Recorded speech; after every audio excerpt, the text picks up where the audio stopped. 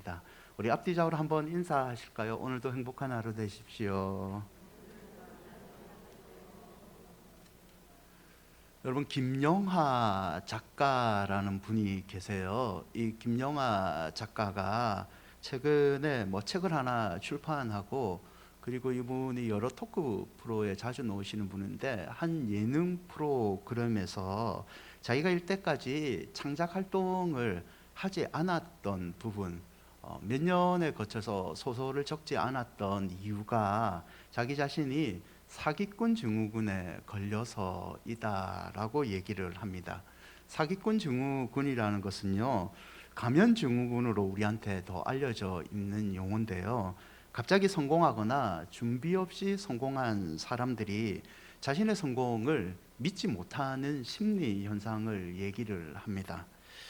사람들이 자기를 성공했다고 박수치주고 이렇게 좋아하면요, 스스로는 이렇게 생각하는 거예요. 가짜의 내 모습을 좋아하는 거다. 내 이 성공의 가면이 벗겨지면 사람들은 나를 싫어할 거다. 자기 자신의 성공을 자기 자신에게 돌리지 않고 외부에 돌리고, 나는 이렇게 성공의 박수를 받을 수 없는 그런 자격 없는 사람이다라고 생각을 하는 거죠. 여러분, 생각보다 이 사기꾼 증후군, 가면 증후군에 걸린 사람들이 많은데요, 성공해도 두려운 거죠. 불안한 거죠. 그 성공을 편하게 누리지 못하는 심리이죠. 오늘 본문은 많은 사람들의 사랑을 받고 있는 본문입니다.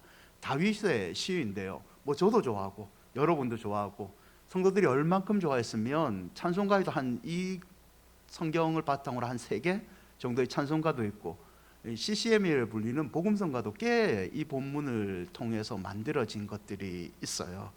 이 시편은요, 다윗이 어느 시점에 적어졌을까 성경학자들이 추측하건대 소년 시절에, 목동 시절에 적지 않았다고 얘기를 합니다. 왜냐하면 23편이 6절까지는 이 짧은 시 가운데 다윗의 인생의 고난의 흔적, 위험을 겪었던 흔적들이 많이 있기 때문에 성경학자들은 추측하건대 다윗이 상당한 고난을 겪은 다음에 자기 표현대로 사망의 음침한 골짜기를 건넌 이후에 이 평온의 시를 기록했다고 말을 합니다.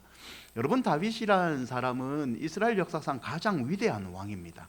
솔로몬보다 사실은 다윗이 영토를 더 많이 확장을 했습니다. 정복의 왕이었고, 백성들에게 평안을 누리게 했고, 하나님 앞에서는 늘 의롭다고 칭찬받는 마음의 합한 자로 평가받는 왕입니다. 하지만 다윗의 인생은요, 부귀평화를 누린 것 같지만 그 내면에는 많은 고난을 당한 그런 사람입니다. 그는 젊은 시절 사울 왕에게, 자기 장인이에요, 사울 왕에게 끊임없이 추격을 당합니다. 죽음의 위협을 날마다 느끼고 실제로 죽을 위협에 몇 번 빠지죠. 평안하게 사울을 물리치고 왕이 되었을 때는요, 아들이 반역을 일으킵니다. 그 아들에게 쫓겨서 수개월 동안 사막을 헤매이게 되죠. 이런 고난을 다 겪은 후에 다윗은 우리가 평화로움을 느끼는 이 시편 23편을 기록한 것입니다. 한마디로 시편 23편은 평온의 시가 아니라 고난 당한 자의 고백이라고 말을 할 수 있는 거죠. 오늘 혹시 다윗처럼 인생의 고난을 겪고 계신 분이 있다면, 사망의 음침한 골짜기와 같은 인생의 쓴맛을 보고 있는 분이 있다면, 이 시를 통하여 다시 한번 하나님의 위로를 받으시기를 축원드립니다. 우리 읽었던 1절을 다시 보시면요, 다윗은 자기 자신이 부족함이 없다라고 표현을 합니다. 이 다윗이 부족함이 없다고 하는 근거는 1절 앞에 있는 여호와께서 나의 목자가 되시기 때문에 내게 부족함이 없다라고 고백을 하죠. 여호와께서 나의 목자가 되기 때문에 나는 건강합니다. 여호와께서 나의 목자가 되시기 때문에 나는 자동차 사고와 길을 가다가 구덩이에 빠지지 않고 그렇게 안전의 복을 받습니다.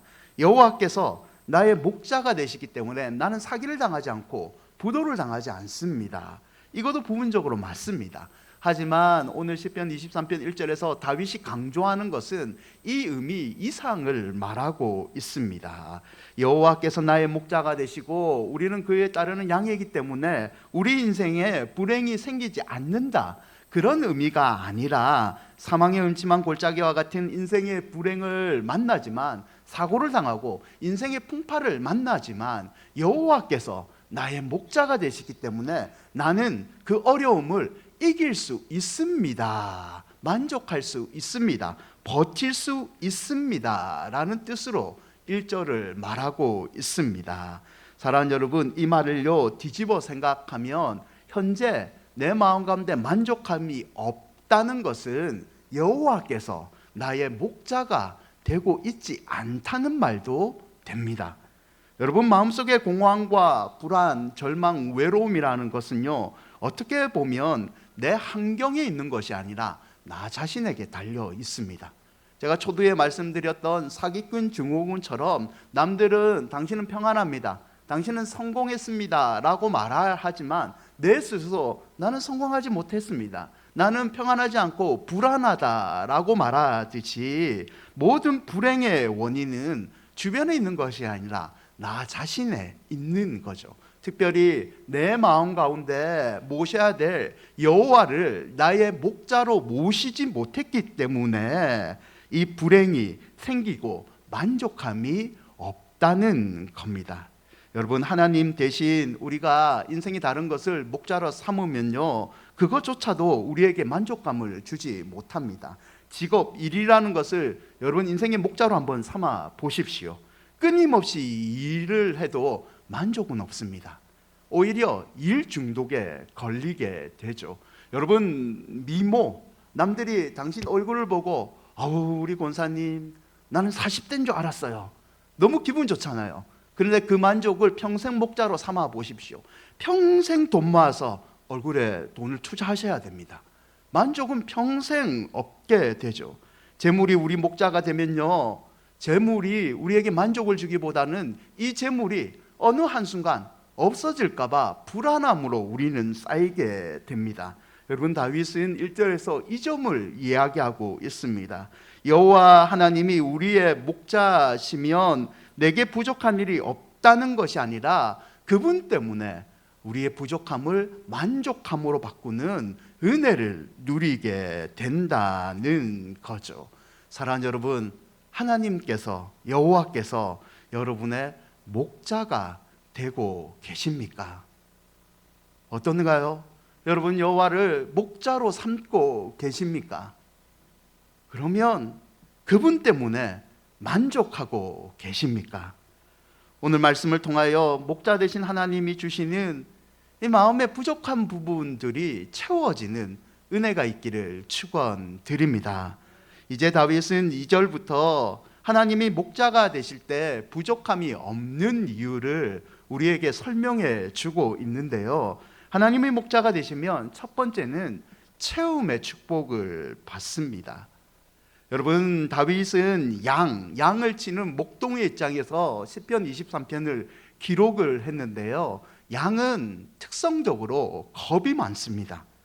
풀을 먹다가도요 다른 양이 제 옆에 친구가 펄쩍 뛰기만 해도 이 양은 겁보이기 때문에 사자나 이리가 오는 줄 알고 깜짝 놀란답니다. 그래서 마음 편하게 먹이를 먹을 수 없습니다. 또 누군가 보호해 주지 않으면 겁 많은 동물이기 때문에 늘 불안하게 사는 게 양이죠. 거기다가 양은요 이 먹보예요. 배가 부르기 전까지는 절대 눕지 않습니다. 우리는 반대죠. 우리 아버지들 저도 그런데요, 누운 상태에서 배부름을 같이 동시에 참는 능력이 있잖아요. 그래서 양이 눕지 않으면 배가 부르지 않는다는 증거이죠. 2절을 보실래요? 2절에 보면 그가 나를 양이 푸른 불밭에 두이시며 라고 표현되어 있습니다. 이 말은 겁이 많고 예민한 양이 지금 배가 부르고 너무 만족한 상태에 있다라는 표현입니다. 즉 하나님께서 우리 인생의 필요를 구체적으로 채워주셔서 우리는 푸른 불밭에서 편안하게 채우는 축복을 누리고 있다는 말입니다. 2절 하반절에 보면 쉴만한 물가로 인도하신다라는 표현이 있죠. 쉴만한 물가는요, 이런 겁니다. 여러분, 유대 강야를 배경으로 적은 시인데요, 유대 강야에서는 사막에서 물을 찾기 힘듭니다. 물을 찾는 방법은 한 3가지 정도인데, 갑자기 비가 내리든지, 고여있는 바위 틈에 물이 고여있든지, 남들이 애써 파놓은 이 우물 같은 웅덩이 물을 먹든지, 이 방법 외에는 물을 먹을 수 있는 방법이 없습니다. 하지만 물을 발견해도요, 기쁘지 않은 게 이 물들은 대부분 흙탕물입니다. 이때 급류가 휩쓸어 간 자리에 강야 몇 곳에 몇 군데 고인 물이, 얕은 물이 발견되는데, 이게 다윗이 2절에서 표현한 쉴만한 물가입니다. 목자는요, 이 쉴만한 물가가 어디 있는지 목자는 잘 알고 있습니다. 양들을 물가로 인도합니다. 지팡이를 가지고요, 물의 깊이를 잽니다. 재는 이유요, 생각보다 간단합니다. 양은 털이 무거워요. 그런데 양이 물이 있다고 아무 생각 없이 그 물을 먹으면 털이 무겁기 때문에 익사할 가능성이 높습니다. 목자는 이런 걸 방지하기 위해서 물의 깊이를 재고 양들에게 물을 먹입니다. 그리고 사막지대에 얕고 잔잔한 물가가 몇 군데 없기 때문에 맹수도 이 물을 자주 찾습니다. 목자는 양들이 물을 먹는 동안 이 양들을 경계를 서면서 보호를 해 줍니다. 여러분, 2절에 표현된 이 쉴만한 물가로 인도한다는 이런 행동은요, 목자가 양을 돌보는 구체적인 사랑을, 체험을 표현하고 있는 거죠. 사랑하는 여러분, 하나님은 우리의 목자 되십니다. 아멘. 하나님은 양을 구체적으로 돌보시는 목자처럼 우리의 필요를 구체적으로 아시고 채워주시는 분이십니다. 여러분, 다윗은 고난을 겪은 다음에 이것을 깨닫습니다. 다윗은 왕으로서 부족함이 없었죠. 재물을 많이 쌓았고 영토를 많이 확장하였고, 백성들이 자신을 칭송하였을 때 자기의 능력으로 이 모든 것이 다 되었다고 생각합니다. 하지만 아들 압살롬에 의해서 궁궐에서 쫓겨나고 광야 생활을 했을 때 어떤 사람이 자기에게 음식을 갖다 주지 않으면 먹지 못하는 자기의 굶어 죽는 연약한 모습을 발견하게 된 겁니다. 그때 다윗은 깨달은 거죠. 지금까지 내가 이렇게 잘 된 것은 나의 능력이 아니라 구체적으로 나를 쉴만한 물가로 인도하셨던 하나님의 은혜이구나. 다윗은 이것을 깨달은 겁니다. 사랑하는 여러분, 다윗의 고백이 저와 여러분의 고백이 되기를 바랍니다. 지금까지 하나님께서 그 어려운 중에서도 우리를 쉴만한 물가로 인도하셨습니다. 앞으로도 하나님께서 구체적으로 여러분을 쉴만한 물가로 인도해 주실 줄 믿습니다. 두 번째, 하나님이 목자가 되시면 주시는 복은요, 소생의 축복입니다. 3절인데요 3절을 함께 한번 읽어볼까요? 내 영혼을 소생시키시고. 여러분, 양의 또 다른 특징은 양은 길을 잘 읽어버린데 거기다가 고집도 세다고 합니다. 그래서 이사야 53장 6절에 보면 죄인인 우리를 표현할 때 양과 같아서 그릇 죄를 짓는데 각기 고집대로 지 마음대로 간다라고 표현을 하고 있죠. 이 고집센 양이요, 풀을 먹다가 정신없이 어디로 혼자 멀리 갑니다. 저녁이 되니까 겁이 많으니까 옆에 목자가 없고 동료가 없다는 것을 깨달은 겁니다. 그러면 양은 불안하니까 웁니다. 어떻게 해야 되는데 지능도 떨어져서 어찌할지 몰라서 그 자리에서 웁니다. 겁에 질려 발버둥 치다 보니까요, 옆에 있는 가시둥불에 찢깁니다. 웅덩이에도 빠지게 됩니다. 그때 목자가 나타납니다. 목자가 나타나서 가죽 주머니에 있는 물을 먹이고요, 감람 주머니에서 기름을 꺼냅니다. 그리고 이 감람유에서 나오는 기름을 가지고 가시덤불에 찢겨진 양의 상처를 발라줍니다. 3절에 말하고 있는 소생이라는 표현이 이 가시덩굴에 찍힌 상처를 이렇게 발라주는 기름, 그리고 물을 먹여주는 목자의 행동을 표현한 단어입니다. 사랑하는 여러분, 목자이신 하나님은요, 우리를 소생시켜 주십니다. 우리가 세상에 치이고 사람들에게 치이고 물질이 없어서 너무 안타까워하고 내 자녀의 앞길을 열어줘야 될 건데 내가 어떻게 할지 몰라서 혼자 답답해야 할 때 하나님께서는 우리에게 용기를 주시고 우리의 눈물을 닦아주시고 마음의 상처를 기름으로 다시 치유하시는, 소생케 하시는 하나님이십니다.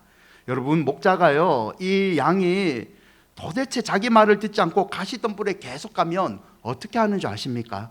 여러분, 기구를 꺼내서 양의 다리를 부숴버립니다. 양의 다리를, 양이 아파해도 기구를 가지고 양의 다리를 부숴버립니다. 절름발이로 만듭니다. 목자가 이런 행동을 하는 이유는 한 가지입니다. 양을 옆에 두기 위해서.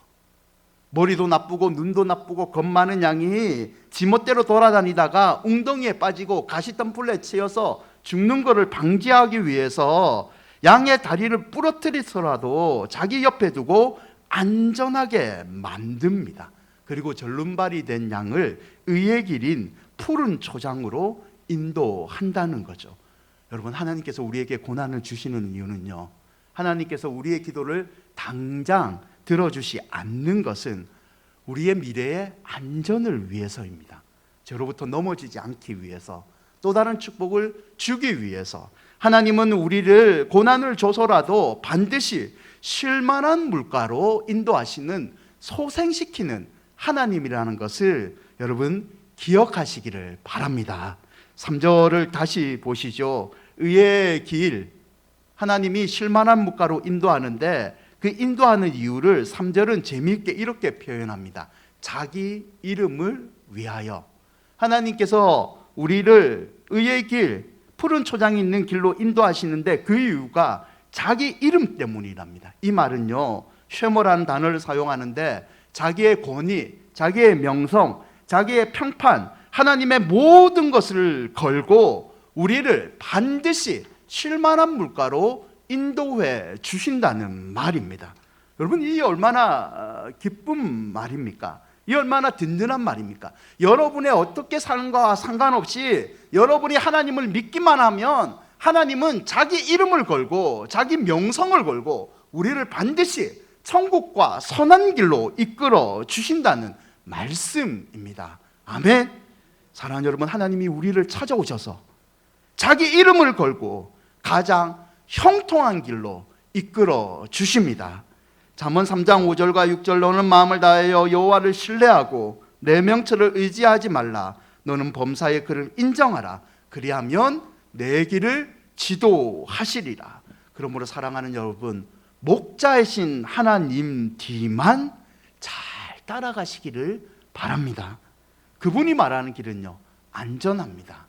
비록 지금 우리에게 보기에는 고난의 길인 것 같지만 그분이 이끌고 가는 길은요, 푸른 초장과 쉴만한 물가가 있는 가장 뚜렷한 행복의 길입니다. 세 번째, 하나님이 목자가 되시면요, 우리는 보호의 축복을 받습니다.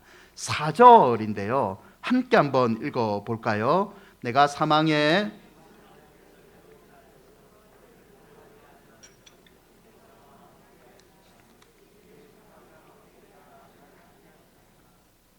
유대 광야의 골짜기는요, 여러분 동서로 구성된 골짜기입니다.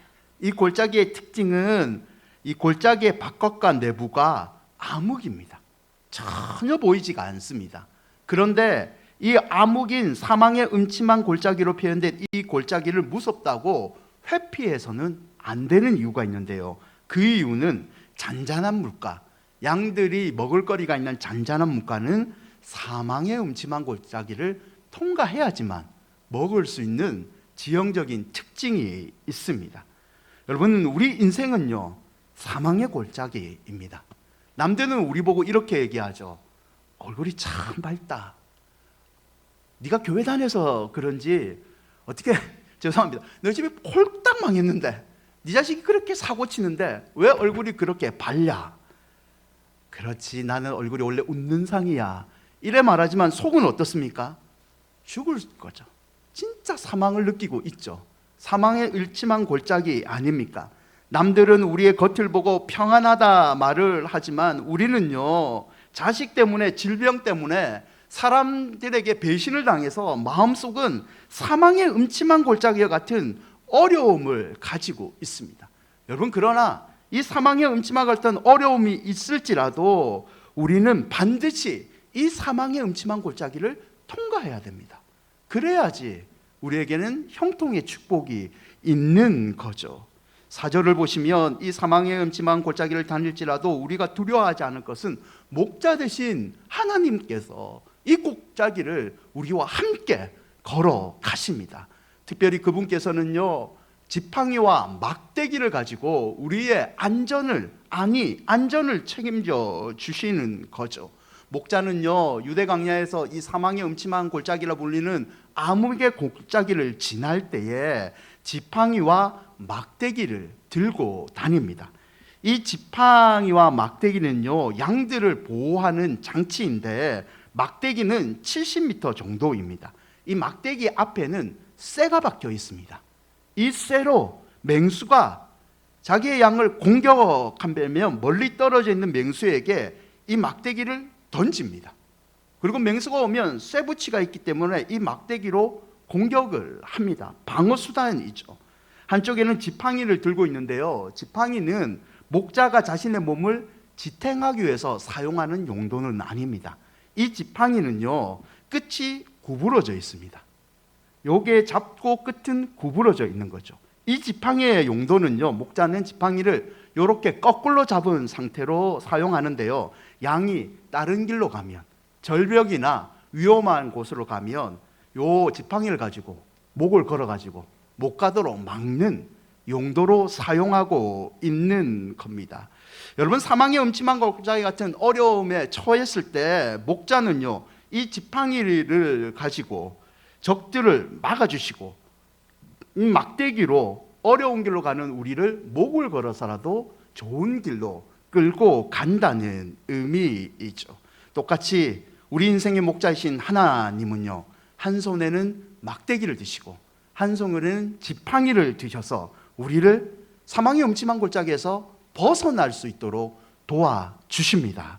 막대기를 가지고 우리를 괴롭히는 원수들, 우리를 괴롭히는 불안과 의심들 여러 가지를 물리쳐 주시고, 지팡이를 들고 하나님으로 가야 될 의의 길을 벗어난 우리를 이렇게 끄집어내서 다시 원래 자리로 와서 천국까지 평안으로 인도해 주신다는 거죠.